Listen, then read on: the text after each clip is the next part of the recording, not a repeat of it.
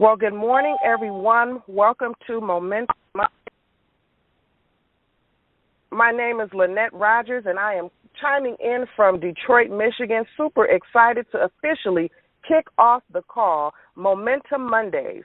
I want to thank you guys for joining us today, and I would like to introduce to you a phenomenal woman, someone who is known as a professional coach, a role model, a mentor, leader, national speaker, vice president of human resources in corporate America, and many others. But she says that her most important titles are wife and mom. She has helped me and hundreds of women across the country become better and stronger. She is the host and the visionary of this call. Please welcome Jill Green. Jill, are you out there? I am out here, Lynette. I want to say good morning, and good morning to all of you, and welcome to Momentum Mondays. My name is Jill Green, the host of the call that's designed to wake you up, shake you up, and take you up to new levels in your life, your career, your business, and your dreams. What is momentum, and why do we need it? Folks, it propels you forward in your life. Without it, success is difficult. Now, who is this Monday broadcast for? It is for everyone.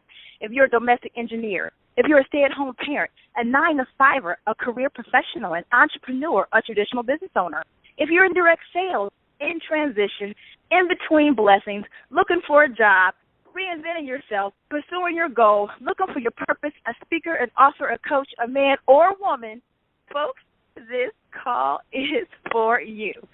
So I'd like to introduce my amazing co-host. First up, we have Mr. Bishop Dickie Robbins. He's pastor of Life in Christ Cathedral Faith Ministries, visionary of Emerge Leadership Conferences in the Philadelphia area, all the way from Chester, Pennsylvania. Say good morning to Bishop Robbins. Good morning, Bishop. Good morning, Jill Green. What an awesome Monday to gain our momentum. Absolutely. And next on the line, we have Miss Michelle Washington, founder of Michelle Marie Fashion Agency, visionary of Women of More out of Newark, Delaware. Say good morning, Michelle. Good morning, Jill. I am so excited this morning. Woo! Yes. And also on the line, we have Miss Danita Washington. She's the founder of Fort Wayne Girls Rock and Girls Rock Summer Camp, all the way from Fort Wayne, Indiana. Say good morning, Danita. And last but not least, you heard her voice on the call already. She's the owner of Virtually Yours, founder of Saving Our Youth, author of #1 best-selling book, Mission Unstoppable, with Les Brown and George Fraser from Detroit, Michigan. Miss Lynette Rogers, good morning. Good morning, Jill Green, and to all the Momentum Monday movers and shakers. Let's go. Well, I'm telling you what, I am so excited to be here. But, folks, we're going to be here every single Monday morning to make sure that your Mondays are never the same. Now, I'd like to welcome you to join our Facebook group discussion. We have great discussions. Go ahead and request an invitation to Momentum Monday Discussion Group. And if you're already in the group, go ahead and hashtag I'm on the call. Hashtag I'm on the call. All our recordings can be found there. Now, if you missed last week, folks, you absolutely missed a powerful discussion. We're talking about habits. Your habits are important because they determine your success. Our leadership team is reading the amazing book called The Power of Focus by Jim Canfield. And the first topic he covers is habits. We talked last week about habits. What is a habit? It's that muscle memory. It's what we do without thinking about it, whether it's biting our nails or the way we communicate, the way we eat, the way we handle money, the way we pursue our faith or our goals is how our habits are formed. So last week, Danita shared a very powerful quote from Gandhi, and it says this: your beliefs become your thoughts. Your thoughts become your words. Your words become your habits. Your habits become your values, and your values become your destiny. Now, Bishop Robbins, even though this is a powerful and amazing quote, and even though we know it to be true, most of us still have trouble with releasing ourselves from certain habits. So my question is, Bishop, last week you introduced to us I'm going to call it the D model. The D model. And this model is to help us handle our habits. Desire, decide, discipline, and delight. Bishop, walk us through this model. Let's start with desire. Well, Jill, you would think that everybody would desire to have good habits that would produce a good life and a positive outcome. The fact of the matter is, not everybody desires any more than what they currently have. It's called settling. Once people have settled for something, it's hard for them to become motivated to pursue anything else that is greater, and therefore they settle into bad habits that keeps them stuck. But once a person desires to do better, then they must decide to start now. So this desire, decision, then comes the hard part, Jill. That's the discipline. Because oftentimes our feelings will work against us, and many times to do the right thing, I just don't feel like it today. Things are just opposing me today. So the discipline, it causes us to push through whatever opposition there is to walking through those new habits. But I tell you what, Jill, once people have developed a discipline and they're doing that positive thing or those positive things consistently, they will experience the delight of having brand new habits. And the same thing applies to Bishop, this is good. I want to slow down for a second though, because you gave us a very powerful D model, and the first D you said was desire. Now I just want to pause for a second. So the whole model you said is desire, decide, discipline, and delight. But if we start with desire, I think everybody desires, right, to change. Everybody wants to stop smoking, or they want to stop drinking, or they want to lose weight, or they want to. So I think that everybody starts with desire. I think we're already there. Is that right?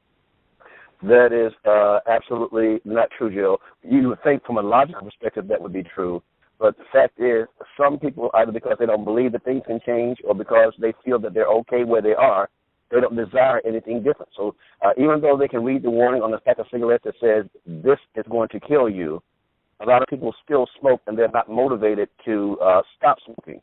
So the desire should be there, but it's not always there. All right, so this is the D model that helps you release yourself from bad habits. So we've covered desire, right? So, and now you said it's time to decide. And again, I mean, isn't it just a matter of saying, I'm going to eat better, I'm going to make more money? I mean, the decision part, why is that so difficult? Because the decision needs to be actionable. That means there needs to be visible, observable, and measurable steps that suggest that the decision is real. You think about all the people who have made New Year's resolutions. Those were decisions, but unfortunately, they don't make it through January in many cases. Well, I think this is powerful, and we're talking about the power of habits here on Momentum Monday. And the reason why we decided to talk about this again for the second week in a row, because this is the thing that keeps us from being great. Habits are the things that separate us from reaching our goals and staying in the same place. So when Bishop talks about desire, you have to clearly have a passion about doing something different. Now, I want to go back to Lynette, because, Lynette, you have a very, very interesting story about when you really desire to do something different in regards to a habit. You want to share that this morning? Wow, Jill, I'm excited that we stayed on this topic and we're going over the D model again, because, yes, when I think about desire, there's a difference between a want and a desire. And I reflect back on a toxic relationship I was in, and I wanted a better relationship, and I wanted things to change. But at the end of the day, and the root behind that was a desire to be in a healthy relationship, a desire to just really have the love and peace of mind that I was truly after. And so, we have to be clear that a want and a desire is two different things. And when you truly desire and you focus on your heart's true desire, then the decision part we think is hard, but it becomes kind of easy when you really get to the nuts and bolts of it. So, I remember my mom would always say, nothing is more powerful than a made-up mind. And when you get sick and tired of being sick and tired, then that is when the decision comes in and you take action to change your reality or whatever that habit is that keeps you going back. So it just made me reflect on some decisions I made in my life in the past, and, you know, this D model definitely hit the point. So I love this. So, Bishop, you know, how do we really get from desire to decide, though? Lynette brings up a very good point. I know that a lot of people on the call can relate. She talked about a desire to leave a relationship that was unhealthy. It was difficult. I definitely can relate to that more often than I'd like to probably publicly admit, but I've definitely found myself in relationships that I desired to leave, but I don't know if it was an emotional habit or the habit of settling. Hello, that's a whole other topic. The habit of not valuing myself allowed me to stay there, and it was difficult for me to go from desire to decide. How do we get there, Bishop? Well, the interesting thing is, I think pain and discomfort, a lot of times we think those are negatives, but a lot of times if you didn't have a pain, you would know that something's wrong. A headache is a symptom of something else being wrong, and so it's not good to always just take a Tylenol and think that solves the problem. Sometimes we need to ask the question, what causes the headache? So I discovered that until the pain of staying the same exceeds the pain of change, then people typically don't change. So your decision to change a lot of times is inspired by the fact that the pain of being this way or being in this relationship or doing this particular thing has become greater than the possibility or discomfort of doing something different. Oh, okay. Man. Okay. All right. So we're talking about the power of habits. Bishop, you gave us a D model to release us. So I want, if you're on the call today, if you're in your car driving or sitting at your desk, I want you to identify, think about one habit that you have that you like to stop doing, right? The first step is desire. Now, Bishop, you said you have to decide. Now, we got to talk more about that because it's not as simple as saying, I decide to lose weight, I decide to leave the relationship, I decide to make more money, right? I mean, there are some things that we first have to do. So last night when we talked about decide, we said we have to identify, first of all, the behavior we want to change. We have to identify the action needed to be taken. And then we have to identify the support of folks who can help us along the way. So, Bishop, I want you to talk a little bit about that, and Danita, I'm going to come to you. Bishop? Sorry, I muted myself out. Yeah, we have to, as we decide, we need to surround ourselves with people who are going to be a support to our decision and not someone who will discourage it. Because life and death are both in the power of the tongue. Unfortunately, we surround ourselves with people who seek death rather than life, discouragement rather than encouragement. They'll tell you, I don't know, you've been smoking a long time. It ain't easy to stop. I know people who tried 4 or 5 times to stop and they have had no success. Well, see, you dismiss that person from your life at least until you have mastered that decision and that discipline, because that's toxic communication and it will discourage rather than encourage your decision. And you know what, Bishop, I know we're talking about life habits, but this even applies to the business world. We have some people on the line who have started new businesses or who would like to, and this applies as well. You know, if you were trying to start a business, if you were attempting to start a new habit in that business, you got to get around people who support you. You got to get around people who will speak life into that dream versus discourage you. And so, Danita, we talked last night about a decision you made about some habits in your life. Would you like to share? I would love to share, Jill. Thank you. Part of, what I did, ladies and gentlemen, is just like Prophet said, I got actionable. I made a decision that, I needed to make a change for a healthier lifestyle. And so one of the things I've talked about over the last couple of weeks is going to purchase my new bike, but not just purchasing it, getting on it weekly and riding it, and baby steps. Another thing I decided to do was look at why I'm eating.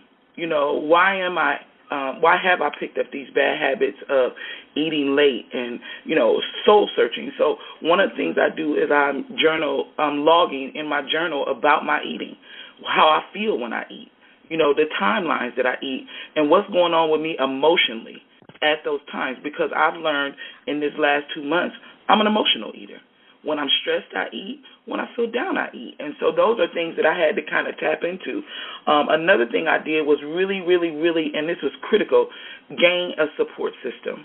I have a cousin that makes me accountable. When we're out and we're kicking in and maybe at social events, if she sees that I'm just eating unhealthy or unpurposely, I get a text.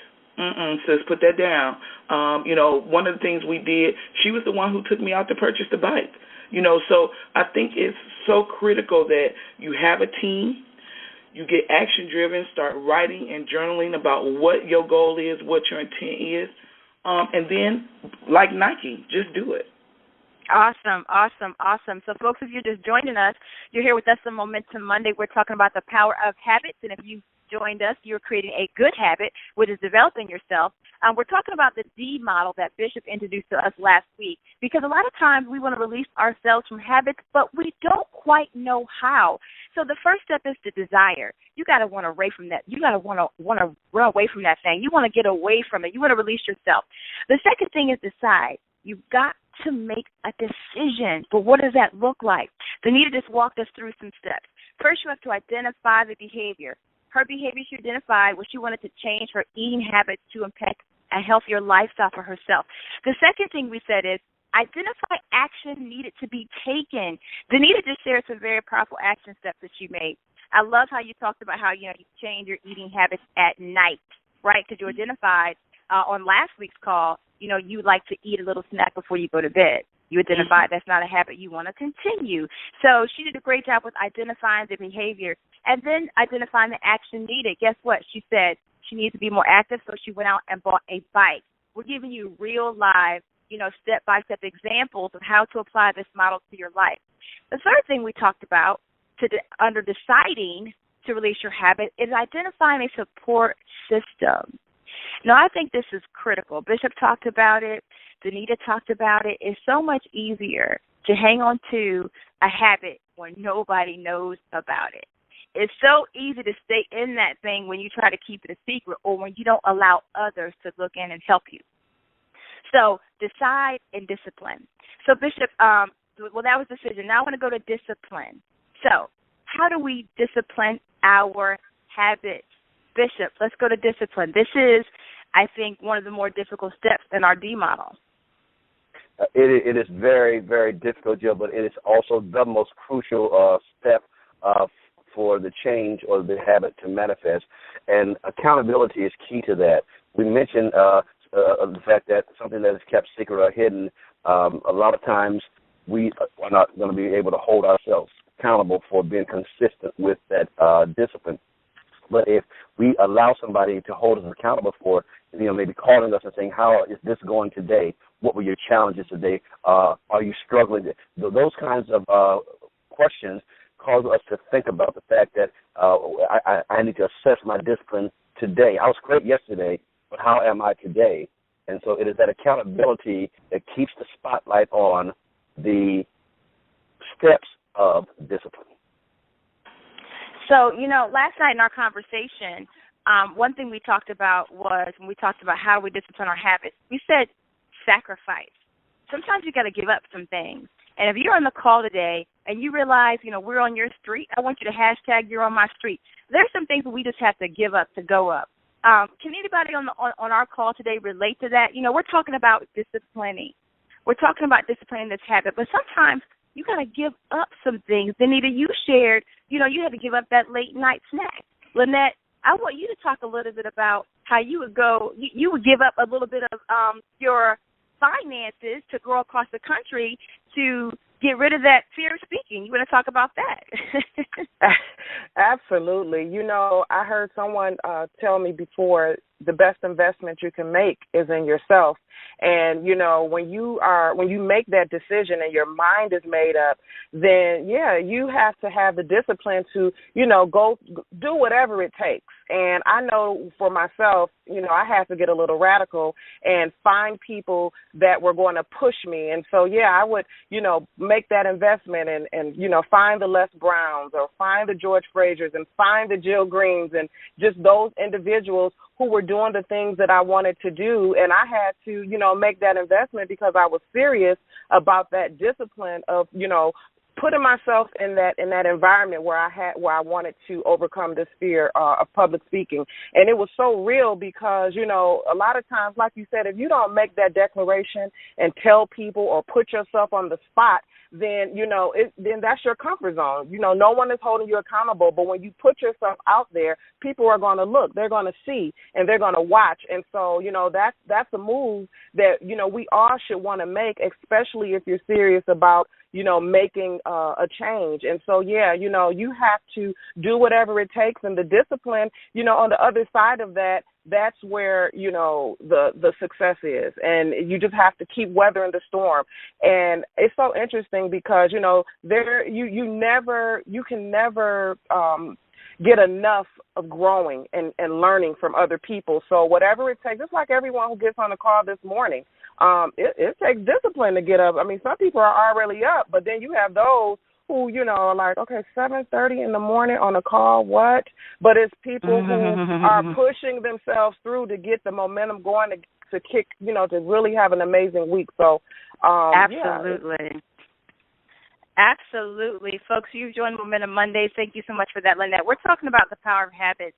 And we're sharing the D model today because after last week's call, we got so many inbox messages, text messages, you know, folks saying, listen, I love the call. Listen, you're on my street, but I don't know how to release this habit. I don't know how to get away from this. So the D model is a formula that you can apply to every area of your life. You have to desire to release that habit. Then you have to decide to release that habit. Then you have to discipline that habit. Now, we didn't get to quite finish the discipline portion of our model because, Bishop, I really want to be able to get into the last step of discipline, which is rejecting the Egypt factor. Rejecting the Egypt factor. But we don't have enough time to get there. So, folks, I hate to do this, but we're going to have to push pause until next Monday. I would encourage you to make sure you don't miss it because the Egypt factor is the thing that keeps so many of us bound to our habit. Bishop, do you have any closing remarks before we wrap it up for next week's call? I'll just tease the people a little bit with the Egypt factor. That is, Israel came out of bondage that was very, very vicious and oppressive, and they were on their way to freedom. But the Egypt factor made them forget how bad it was, and eventually they desired to go back into the same bondage that oppressed them. That's what we do when we get some freedom from a bad habit. Something about Egypt beckons us, and we forget how bad it was, and that's when we're in danger of going back.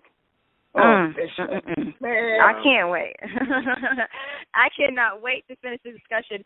Folks, if you haven't already done so, please request an invitation. It's a private closed group, but we'd love to invite you to the Momentum Monday discussion group. Go ahead and post. I'm in the call. Go ahead and post. You're on my street. And tonight, we're going to be chatting inside the group, so make sure you join us. We're so glad to have you. Make sure you join us next Monday for Momentum Mondays, where your Mondays will never be the same. Lynette, open up the lines, and let's all shout, I'm changing my habit. I'm changing my habit. So you my habit. Changing my habit. Changing my habit. Changing my habit. Changing my habit. Changing my habit. Changing my habits. I'm changing my habit. Great call. Great call. I'm changing my habit. Yes. Yes. Yes. I'm changing my habits from Louisville, Kentucky.